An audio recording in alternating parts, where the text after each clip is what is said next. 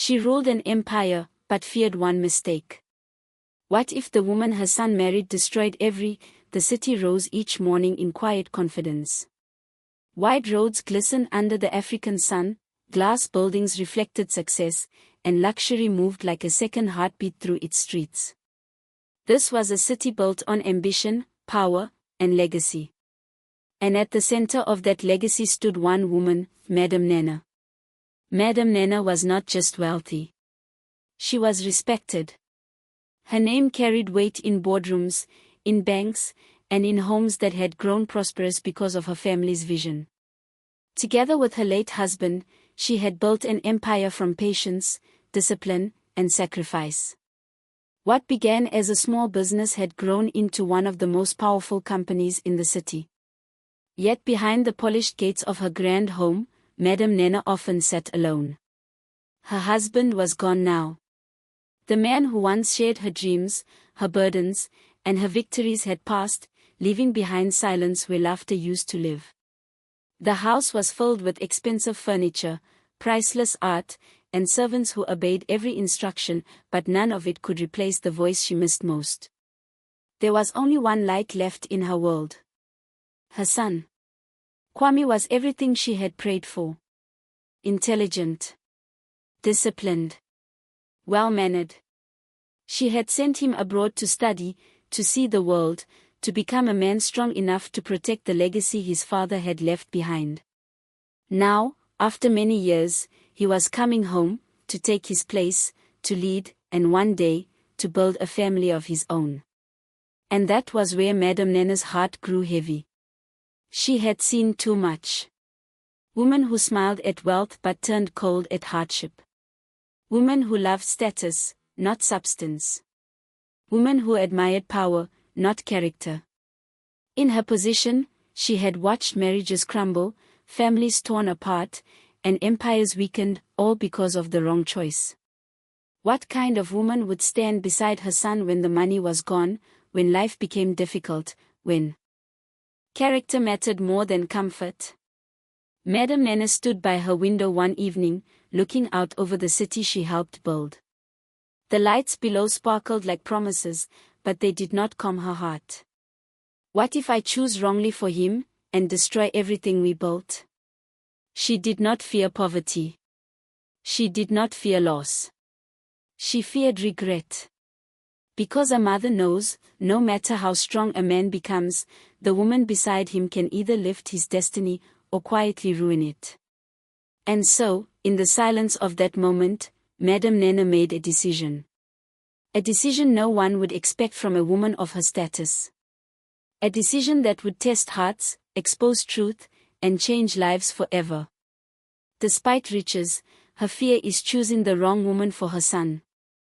To find the truth, she chose to become invisible. That night, sleep refused to come. Madame Nana lay awake in her vast bedroom, the soft glow of city lights slipping through heavy curtains. The silence felt louder than any noise. Every thought returned to the same place, her son, his future, and the woman who would one day stand beside him. By morning, her mind was made up. She sat alone at her dressing table, staring at her reflection. The woman looking back at her was powerful, elegant, untouchable. Gold earrings. Expensive silk. A life of respect built over decades. But none of those things could reveal the truth she needed to see. People behave differently when they believe no one important is watching. Madame Nana knew this better than anyone. She rose slowly and walked toward her wardrobe. With deliberate care, she pushed aside her finest clothes, tailored dresses, designer shoes, symbols of wealth, and reached for something else. Something forgotten. Something simple. An old faded wrapper. A plain blouse. Rubber slippers worn thin with age. She held them in her hands for a long moment. Was this madness? A powerful woman choosing to disappear inside her own world. But then another thought followed, one that settled firmly in her heart. If I want the truth, I must remove the crown. That same day, inside her company, preparations were being made for her son's return. Offices buzzed with excitement. Desks were polished. Smiles practiced in mirrors. Everyone wanted to be seen. Everyone wanted to matter. No one noticed the paperwork that quietly added one more name to the cleaning staff list. Madam Nana. She arranged everything carefully. No special treatment. No protection. No hidden authority.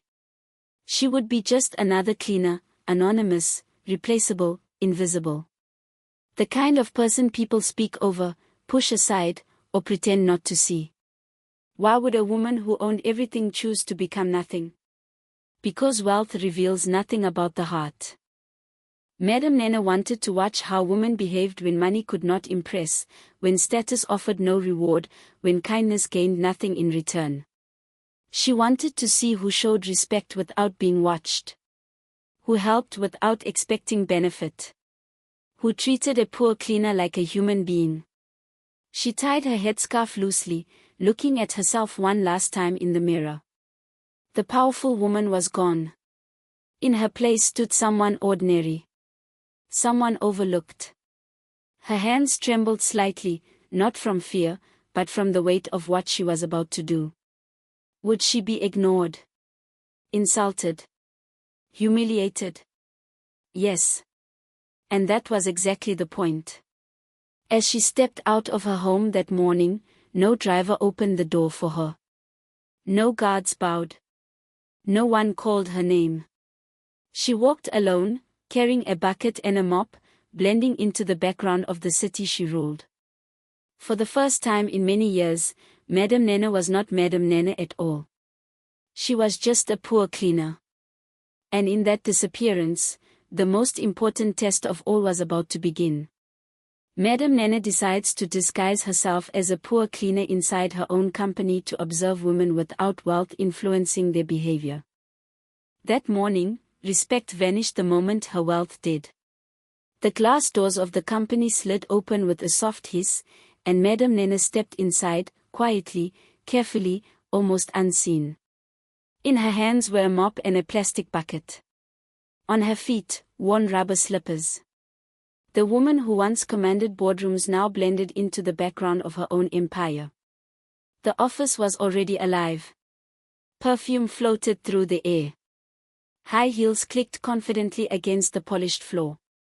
Laughter rose and fell in practiced tones. Screens glowed. Phones rang. People moved with purpose, at least, it looked that way on the surface. But the moment the cleaner walked in, something shifted. Conversations paused. Eyes turned. Then came the looks. Curious at first, then amused. Who allowed this old woman in here? Someone whispered, not bothering to lower her voice. Another chuckled softly. Maybe she got lost. Madam Nana kept her head down and pushed the mop forward. She said nothing. She had prepared herself for this. Still, the sting of disrespect settled deep in her chest. She passed desks filled with women dressed in elegance, faces painted carefully, smiles sharpened by competition. Some barely glanced at her. Others stared openly, their expressions filled with superiority, as if poverty were contagious. One woman wrinkled her nose as Madam Nana mopped nearby. These cleaners should work after hours, she muttered.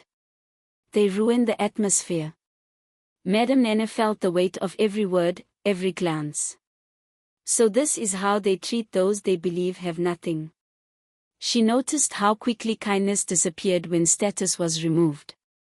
How voices grew harsher. How dignity was measured by clothes, not character. As she moved deeper into the office, she saw the invisible lines clearly now, the hierarchy no one spoke about but everyone obeyed. Who deserved respect? Who deserved silence? Who mattered? And who did not? A young woman laughed loudly as she passed, stepping around the mop without a word. Another nearly bumped into Madam Nana and scoffed, annoyed, as if the cleaner had no right to exist in her path. Not one apology. Madam Nana's back ached as she bent to clean the corners others ignored. Her arms grew heavy. Yet she continued, watching quietly. Listening carefully. Observing everything. Was this the world my son will choose his wife from? She had built this company to stand on values, discipline, honesty, respect. But now she saw how easily those values were forgotten when power entered the room. Still, she did not react. She did not correct anyone. She did not reveal herself. Because this was not the time for truth. This was the time for exposure. As she wiped the floor, voices floated above her, boasts about luxury, gossip about influence, whispers about who might impress the returning boss. The hunger for attention was loud. The hunger for status even louder.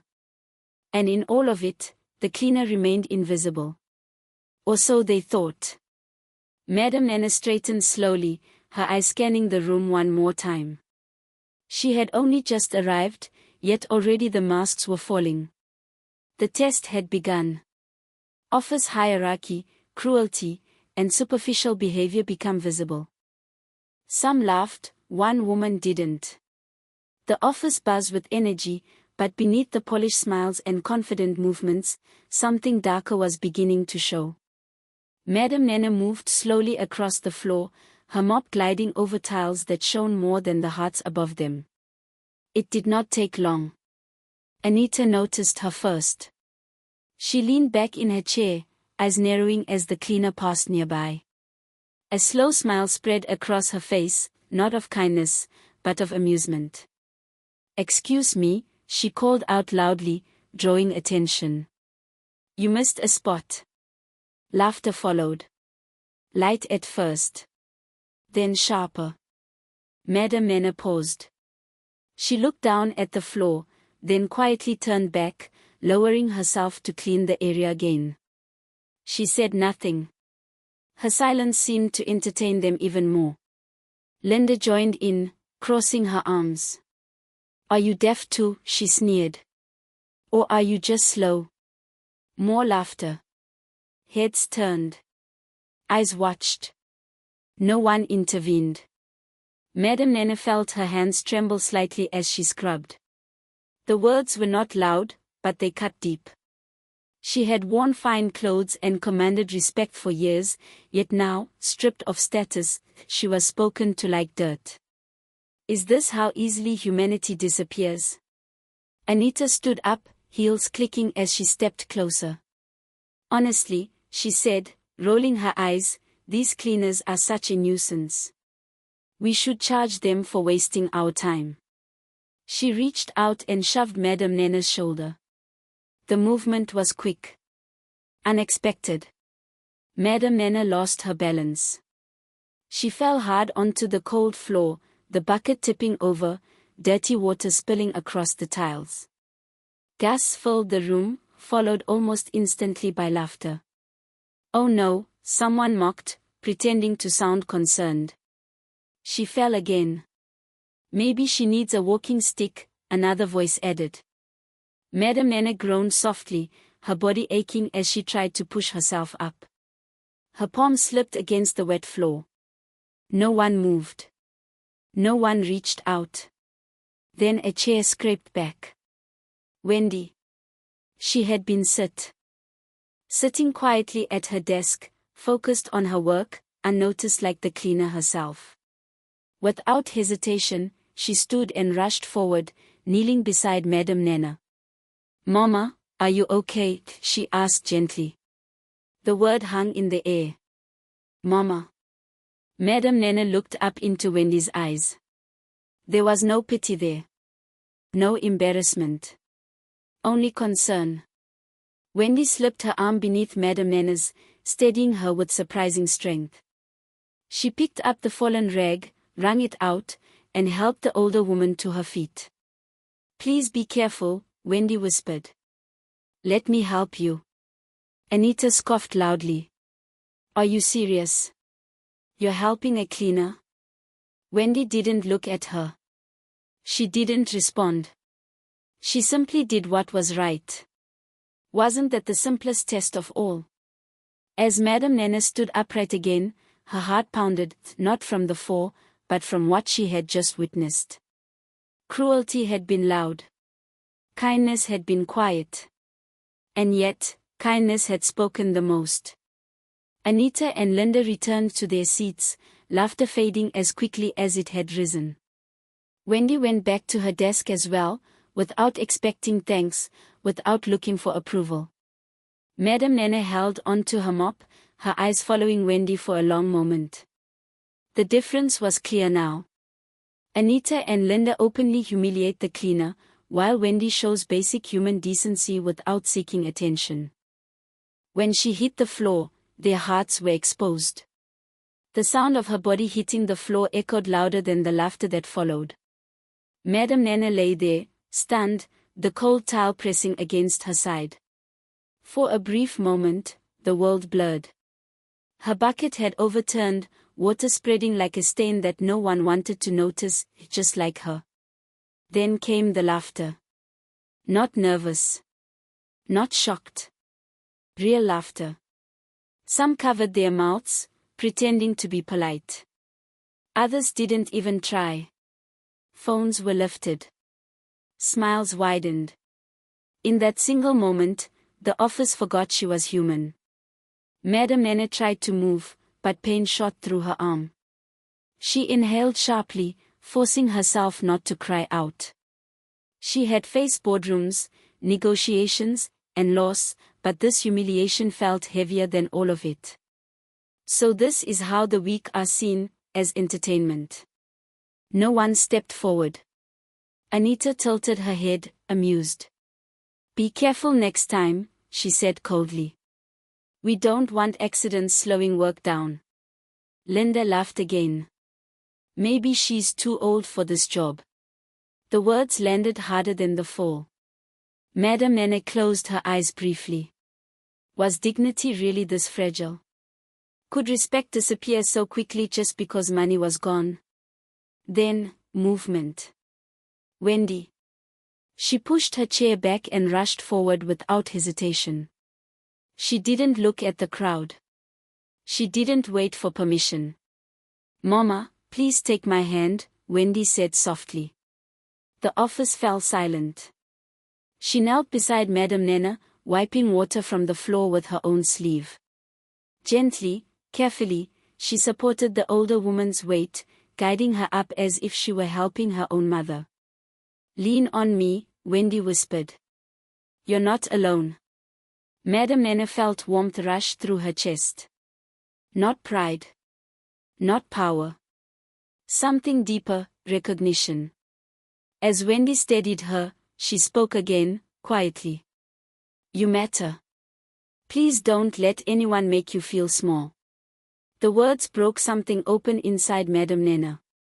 Wasn't this what character truly looked like? Around them, the laughter faded. Eyes shifted away. Some people suddenly found their desks very interesting. Shame crept in, but too late. Wendy helped Madame Nene sit, fetched a glass of water, and checked her arm. No drama. No announcement. Just care. When she was sure the cleaner was okay, Wendy stood and returned to her desk, her face calm, her heart clean. Madame Nene watched her go, eyes glistening. She had not come here to judge resumes or beauty. She had come to see souls. And one soul had shone, quietly, bravely, without asking for applause. Madame Nene is pushed and folds. Everyone laughs except Wendy, who helps her up and treats her like family. Kindness doesn't announce itself, it simply sits beside you. Lunchtime arrived, and the office slowly emptied into the break area. The smell of warm food filled the air, and laughter returned, lighter this time, careless, as if nothing cruel had happened earlier.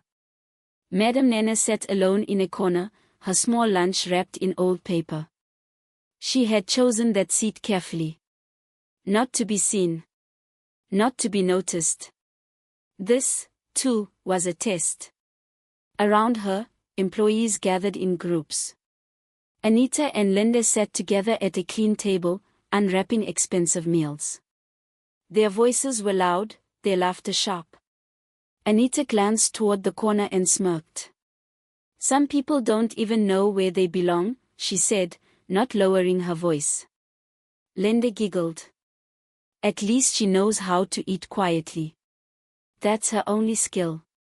Madame Nana lowered her eyes, unwrapping her food slowly.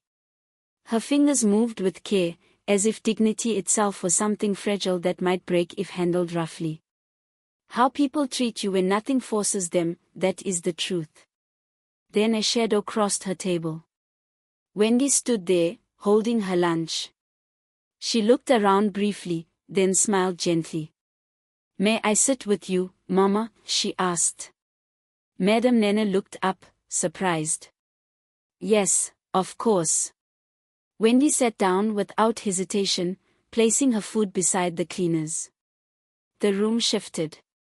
Conversation slowed. A few heads turned. "Is she serious?" Anita whispered loudly. "Eating with a cleaner?" Wendy ignored the comment. She broke her bread in half and placed a portion on Madame Nana's paper. "Please," Wendy said softly. "Share with me." For a moment, Madame Nana couldn't speak. Her throat tightened. Wasn't this the simplest test of all, who shares space, not status? They ate together in quiet comfort. Wendy asked about her health, about her day. She listened. She didn't rush. She didn't pretend. Across the room, mocking eyes watched, but Wendy never looked back. Her kindness didn't defend itself. It didn't explain. It just existed. Madame Nana felt something settle deep inside her. She had seen cruelty. She had seen silence. Now she was seeing something rarer, respect without reward. As lunch ended, Wendy stood and smiled again. "Take care, Mama," she said.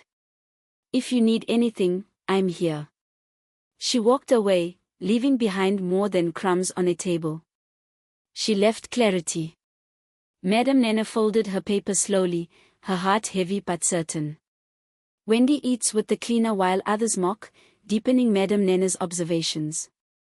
The prince returned, and masks began to slip. The sound of expensive shoes echoed through the office hallway, confident and unhurried. Heads turned even before he appeared. Conversations paused. Smiles were adjusted. Kwame had arrived. He stepped inside with quiet authority, dressed simply but carrying the weight of his late father's legacy. As the company's future leader, his presence changed the air instantly. Eyes followed him. Posture straightened. Suddenly, the same office that had mocked a cleaner minutes ago was filled with politeness and rehearsed laughter.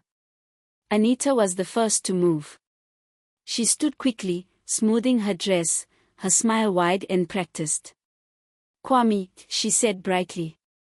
"We didn't know you were coming today." Linda followed, laughing a little too loudly. "You should have told us. We would have prepared something special." Kwame nodded politely, his expression calm. He greeted a few people, exchanged brief words, but his eyes were observing, not impressed. Madame Nana stood quietly in her corner, her cleaning cloth in hand, watching everything unfold. This was another test she hadn't planned, but welcomed.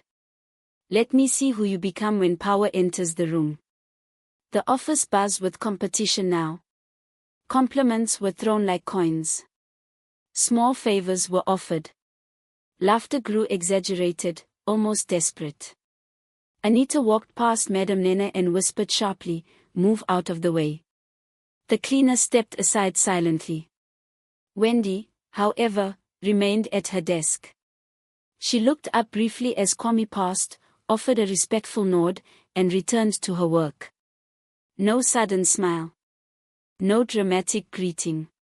No effort to be seen. Kwame noticed. He slowed for a moment, glancing at Wendy's desk. She didn't rush. She didn't perform. Wasn't that strange in a room full of performance?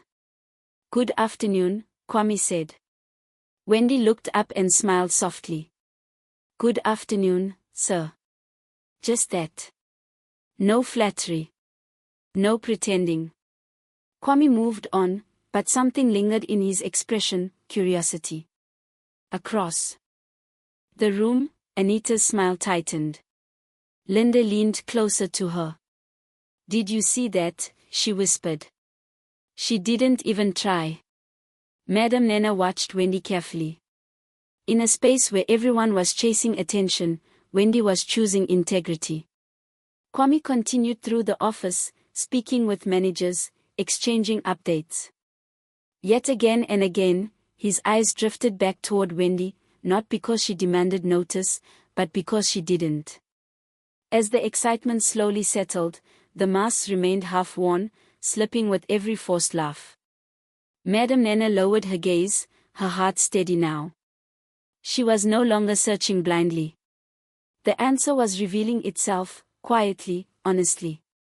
Kwame arrives, office dynamics change, women compete for attention, and Wendy remains herself without chasing status. They couldn't buy her, so they tried to destroy her. The smiles didn't last long. As soon as Kwame left the office floor, something shifted. The air grew tense. Eyes that once followed him now turned sharply toward Wendy. Jealousy had found a target. Anita leaned close to Linda, whispering with a tight smile. She thinks she's special, she said. Let's see how long that lasts. By afternoon, the plan was already in motion. A file went missing. Voices rose. Wendy was called forward, confusion written across her face. I didn't take anything, she said calmly.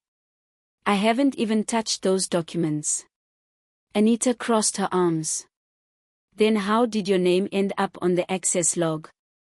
Linda shook her head slowly, pretending disappointment. We trusted you. The room filled with murmurs. Doubt spread easily. No one asked for proof. Madam Nana watched from across the room, her heart heavy. This was no accident. This was cruelty wearing professionalism. Wendy stood still, her hands shaking slightly, but her voice remained steady. If I made a mistake, I'm ready to explain. But I didn't steal anything. Anita smiled thinly. Later that day, she cornered Wendy near the stairs. You don't belong here, she whispered. Take this and resign quietly. She slipped an envelope into Wendy's hand. Money. Enough to change a life. Wendy looked at it for a long moment. If I accept this, who do I become? She pushed the envelope back. I won't take what isn't right, she said softly. Keep your money. Anita's smile vanished. What followed was worse. False complaints. Cold shoulders. Insults disguised as jokes. Wendy was given extra work, blamed for delays, spoken to as if she were invisible. Once, someone spilled coffee on her papers and laughed. Another time, her chair was moved so she'd stand during meetings. Why was integrity punished so harshly? Madam Nana felt the weight of every moment. She wanted to intervene, but she didn't. Not yet. She needed to see the end. One evening, Wendy sat alone at her desk, wiping tears before anyone could see. She straightened her back, picked up her bag, and walked out with quiet dignity. She had lost comfort. She had lost favor.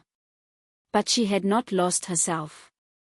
Madam Nana followed her with her eyes, a tear slipping down her own cheek. She refuses easy money and holds on to integrity despite suffering. The cleaner's work was done, now the truth had to speak.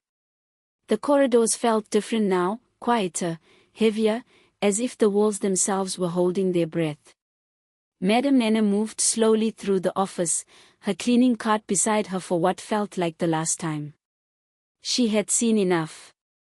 Every smile, every insult, every choice made when no reward was promised, it had all painted a clear picture. The test was complete. She stopped near the glass offices, watching her son from a distance. Kwame sat at his desk, reviewing files, his brow slightly furrowed. Something had unsettled him.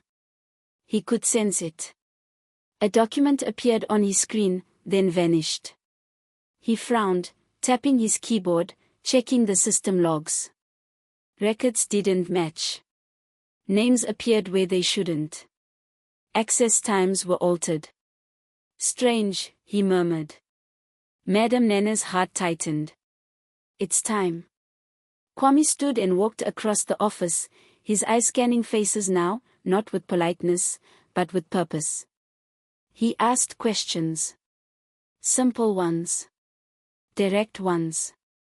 Some answered quickly. Too quickly. Anita avoided eye contact. Linda laughed nervously, explaining too much. Kwame noticed everything. Who handled this file last? He asked. Silence. A pause that said more than words ever could. In another corner, Wendy worked quietly, unaware of the storm gathering. Her desk was neat. Her posture calm. She looked tired, but unbroken. Kwame watched her for a moment. Was innocence always this quiet? As he reviewed security footage, patterns emerged. Missing moments. Deleted clips. But not everything had been erased. One small camera, overlooked. The truth flickered across the screen, hands moving files, faces turning away, envelopes passed discreetly. Kwame exhaled slowly. The pieces finally aligned. Across the room, Madame Nene closed her eyes briefly. Years of wisdom had taught her this: truth does not rush. It waits. Kwame looked up, his gaze meeting his mother's for the first time since morning. Though she stood dressed as a cleaner, her eyes carried the authority he had always known. Understanding passed between them. No words were needed. Soon, masks would fall. Soon, justice would speak. And soon, the woman who chose dignity over comfort would no longer stand alone. Kwame begins uncovering the truth as evidence disappears and real motives surface. She was never choosing a wife, she was choosing a legacy. The entire office was called into the main hall that morning. Whispers filled the space. Faces were tense. No one knew why the meeting had been called, but everyone felt it would change something. Madame Nene stood quietly at the back, dressed as she always had been these past weeks. The cleaner. Invisible. Forgotten. Kwame stepped forward. His voice was calm, but firm. Before we continue with our work today, he said, there are truths that must be spoken. The room fell silent. He gestured toward the security screen behind him. Footage began to play, clear, undeniable. Files being moved. Envelopes exchanged. False accusations formed with smiles. Anita's face drained of color. Linda's hands trembled. Gasps echoed across the hall. Kwame turned slowly. Integrity was tested, he said. And some of you failed. Then he looked toward Wendy. And one of you passed. Wendy's eyes widened. Me, she whispered. Kwame nodded. You refused money. You refused cruelty. You chose dignity when it cost you comfort. The room shifted. Murmurs turned into silence. Then, Madame Nene stepped forward. She removed her headscarf slowly. Straightened her back. And in that moment, the cleaner disappeared. Shock rippled through the hall. That is my mother, Kwame said. Madame Nene, founder of this company. Mouths fell open. Anita staggered back. Linda covered her face. Madame Nene's voice was gentle, but it carried power. I did not come to punish, she said. I came to see. She turned toward Wendy, her eyes warm. You treated me like family when you thought I was nothing. This is the woman my son deserves. Madam Nana reached for Wendy's hands. I was never choosing a wife based on beauty or status, she said softly. I was choosing a heart. Tears streamed down Wendy's face. Wrongdoings were addressed. Apologies were demanded. Consequences followed. But the greatest reward was not punishment. It was recognition. Wendy stood taller now, not because of praise, but because truth had lifted her. Madam Nana smiled, her heart finally at peace. Identity revealed, wrongs corrected, Wendy's character rewarded, and the true purpose of the disguise exposed.